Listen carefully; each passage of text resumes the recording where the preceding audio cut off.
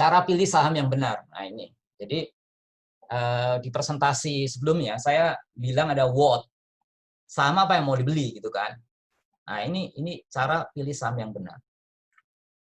Yang pertama, selalu ini yang mandatori nih kalau kita memilih saham, ini mandatori. Dan kebanyakan orang dia gagal di sini juga.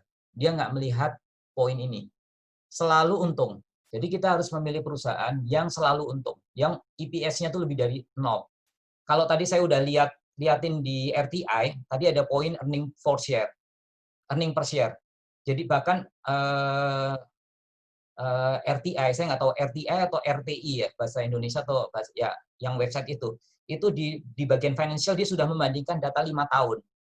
Jadi kita dengan sekali klik aja kita sudah tahu global picture selama 5 tahun.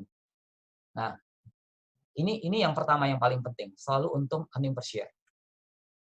Sebisa mungkin EPS selalu meningkat dari tahun ke tahun. Ya sebisa mungkin perusahaan itu selalu meningkat untungnya. Kalau artinya apa? Artinya itu earning growth lebih dari 0. Jadi kalau bisa kita memilih saham yang earning growth-nya itu selalu lebih dari 0. Walaupun kalau ada perkecualian 1 hari, 1 kali, 2 kali, itu ya masih oke, maksudnya. Selama perusahaan tersebut masih untung. Lalu perusahaan harus memiliki equity yang naik terus-menerus sepanjang tahun. Nah, ini penting. Suatu perusahaan harus memiliki equity. Tadi kan saya bilang equity itu modal yang harus terus-menerus naik. Jadi kalau kita bicara yang warung bakso Bang Ucok ini dari tahun ke tahun warungnya nambah kayak gitu. Itu artinya equity. Lalu cari yang sedang murah. Artinya PER dan PBV yang lebih murah dari tahun-tahun sebelumnya. Ini yang udah saya tadi sempat jelaskan juga, jadi saya nggak jelaskan lagi. Lalu mencari equity growth yang lebih dari 0. Nah, di RTI itu ada satu kolom nanti dicek sendiri, ada satu tab di situ yang sudah melihatkan equity growth, EPS growth kayak gitu. Jadi tinggal dilihat aja, nggak perlu dihitung, nggak perlu diapa, langsung lihat di situ kita bisa langsung lihat equity growth. Ada satu tab di situ, dicoba aja nanti. Lalu return on equity lebih dari bunga deposito. Untuk kasus sekarang minimum 8%, tetapi lebih besar lebih bagus. Jadi ini yang tadi saya sudah jelaskan juga tentang ROE. Debt to equity ratio atau DER itu jangan terlalu besar, kecuali hutang digunakan untuk leverage dengan benar. Ini juga saya tadi sudah jelaskan, saya nggak jelaskan lagi. Nah, ini saham harus liquid. Nah, artinya apa sih liquid? Artinya frekuensi dan nilai jual beli di pasar saham itu besar. Jadi jumlah penjual pembeli itu ada banyak. Kayak gitu. Kalau kita mau jual saham ternyata nggak ada yang beli, itu percuma.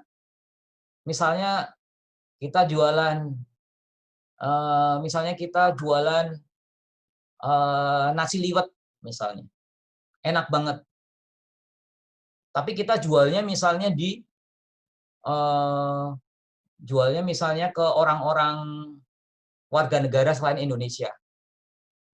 Kayak gitu kan. Ya nggak ada yang beli, itu namanya liquidity. Liquidity itu artinya banyak yang jual, banyak yang mau beli. Kayak gitu. Jadi itu namanya liquidity. Itu penting juga. Nah, ini kalau bisa perusahaan memberikan dividen. Terutama poin ini penting kalau posisi kita sebagai investor. Kalau posisi kita sebagai trader, kita nggak perlu melihat dividen. Walaupun trader-trader itu ada bermain bermain saham itu di dekat-dekat dividen. Di dividen itu ada namanya cum date. Nanti di riset saja cum date dividen kayak gitu. Orang-orang trader ini banyak juga yang bermain di sekitar dividen. Jadi sebelum dividen beli, masuk cum date, dia ngatur exit strategy. Jadi biar dia bisa dapat dividen kayak gitu. Walaupun ada istilah juga namanya dividen trap. Ada namanya dividen trap, tapi itu riset sendiri. Jadi kesimpulannya untuk investor itu perlu melihat dividen. Kalau trader nggak butuh beli dividen kecuali strategi tradingnya adalah trading selama dividen cum date itu. Oke, itu cara pilih saham yang benar. Oke. Saya buat statistik di IHSG atau BII sehingga kita bisa ngerti apa yang kita bicarakan sekarang ini dan membantu kita menjawab pertanyaan what. Saham apa yang kita mau beli? Gitu kan. Dari statistik ini kita akan kebayang. Oke. Yang pertama, berapa jumlah perusahaan tercatat di Bursa Efek Indonesia? Itu ada 627 perusahaan sekarang ini. Jadi mungkin ada juga yang sudah masuk ke IHSG, kemudian dia delisting. Delisting itu keluar dari saham. Keluar dari saham itu ada dua macam. Perusahaannya rugi-rugi terus, akhirnya ditendang sama Bursa Efek. Atau perusahaannya nggak liquid sama sekali, nggak ada transaksi sama sekali sampai tahun-tahun, lalu itu ditendang sama IHSG. Ada juga orang yang perusahaan yang delisting tuh, contohnya itu, saya ambil satu perusahaan aja, contohnya Aqua. Aqua mungkin 10 saya lupa ya 10 tahun yang lalu atau berapa tahun yang lalu dia tuh ada di Bursa Efek Indonesia, tetapi berapa tahun yang lalu udah lama saya lupa kapan itu dia delisting. Dia delisting karena dia untung, jadi dia beli sahamnya yang dipunyai masing-masing investor itu dia belinya premium juga, jadi untung juga yang pemegang sahamnya. Sama-sama happy lah intinya waktu itu kayak gitu. Nah, itu jumlah perusahaan tercatat itu ada 627 perusahaan. Dari jumlah perusahaan tersebut, berapa perusahaan yang untung? Nah, ini yang untung ini kita ngelihat dari EPS yang lebih dari 0, yaitu ada 392 perusahaan. Artinya apa? Artinya 235 perusahaan itu rugi. Oke? Nah, makanya hati-hati. Makanya saya bilang, what itu penting. Kalau kita nggak punya analisis ini, ya kita beli yang di 235. Oke. Lalu, yang poin berikutnya adalah EPS dan ROE lebih dari 8. Nah, return on equity, tingkat pengembalian keuntungan terhadap modal, saya ambil 8. Itu ada 193 perusahaan. Lalu ada EPS, perusahaan yang untung, ROE-nya saya naikin lebih dari 10. Ada 159 perusahaan. Nah, ini EPS, ROE lebih dari 10, yang ngasih dividen. Yang ngasih dividen, itu ada 121 perusahaan. Saya naikin lagi, EPS yang ROE lebih dari 10, dividen 0, DER-nya di bawah 1,5, itu ada 109 perusahaan. Saya naikin lagi, sama dengan ini sebelumnya, tetapi amount transaksinya itu di atas 1 miliar. Jadi amount transaksi ini kita bicara jumlah volume perdagangan dikalikan dengan harga. Jadi saya melihat yang liquid itu 51 perusahaan. Amount transaksinya atau liquidity-nya saya naikin lagi, yang per hari ini adalah di atas 5 miliar, itu ada 42 perusahaan. Nah, lalu saya naikin lagi nih.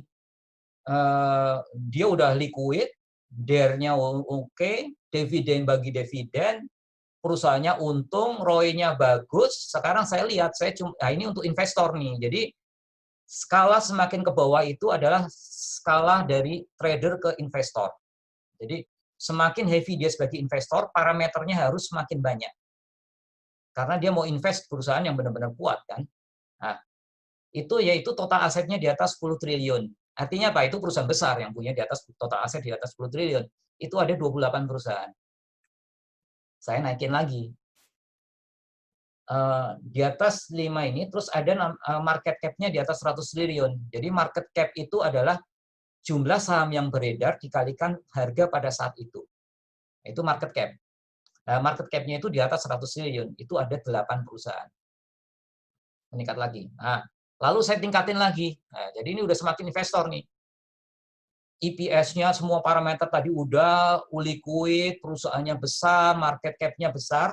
Nah, saya mau cari yang industri yang kuat, yaitu yang defensive business, yaitu FMCG. FMCG itu fast moving consumer goods. Contohnya ada Unilever yang jual-jual barang yang kita pakai sehari-hari ada sabun, sampo, kecap Bango, Unilever kan. Yang consumer goods seperti itu disebut defensive business. Atau juga sektor banking yang profitability-nya bagus. Banking. Nah, itu cuma ada 5 perusahaan. Jadi kalau kita mau invest sebagai investor, ya kita pilih semakin yang kita bisa pilih aja 5 perusahaan ini gitu kan. Nah, kalau kita mau invest dengan aman.